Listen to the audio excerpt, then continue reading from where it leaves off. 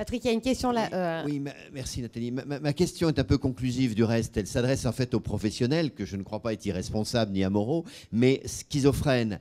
Je n'arrive pas à comprendre pourquoi, depuis 30 ans finalement, le monde financier, et on pourrait l'élargir au monde patronal en général, n'a eu de cesse et comme idéologie que la destruction de la régulation, et en y substituant un mythe de l'autorégulation, lequel aujourd'hui est évidemment totalement disqualifié.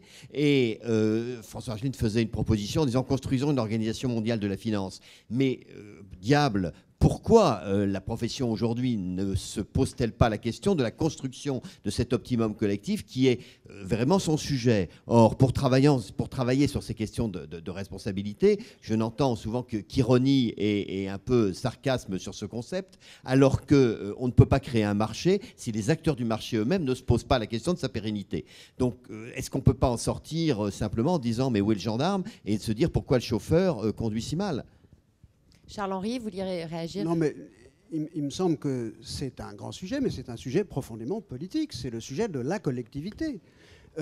Et si nous sommes arrivés au mur, c'est bien parce que tout le monde s'est trompé, et parce que les financiers, la communauté financière s'est trompée, et les régulateurs se sont trompés. C'est vrai qu'on a cru qu'un système autorégulé, qu'on a cru dans un certain confort, qu'un système autorégulé pourrait fonctionner de manière pérenne.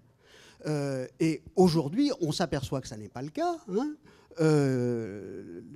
Les limites de la démocratie sont totalement incompatibles avec une gouvernance réelle de la finance, et c'est ça qu'il faudrait essayer de régler. Bon.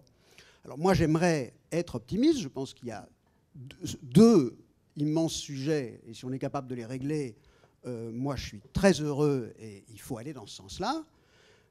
Un sujet, c'est le sujet de l'organisation, qui est l'organisation de ce monde.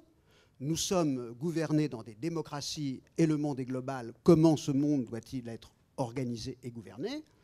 Un grand anthropologue disait la culture, c'est ce qui sépare le hasard de l'organisation. Eh bien, on a reculé culturellement d'un monde organisé à un monde qui relève beaucoup plus du hasard. Et ça, c'est un grand problème. Et si on arrive à résoudre ce problème, c'est formidable. Je suis entièrement d'accord avec ça. Le deuxième grand problème, c'est le problème du monde fini. Si, et François, c'est l'optimiste de la soirée, lui, il dit la science va résoudre ce problème. Il y aura des périodes de crise, on descendra, c'est l'affaire du charbon et de la vapeur.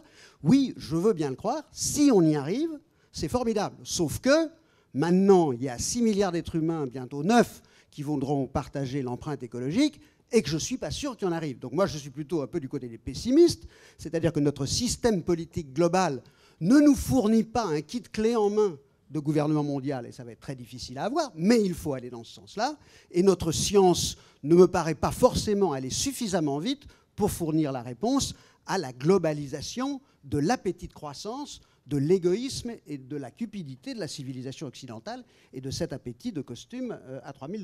Bon. Donc là, on a ces deux grands problèmes-là.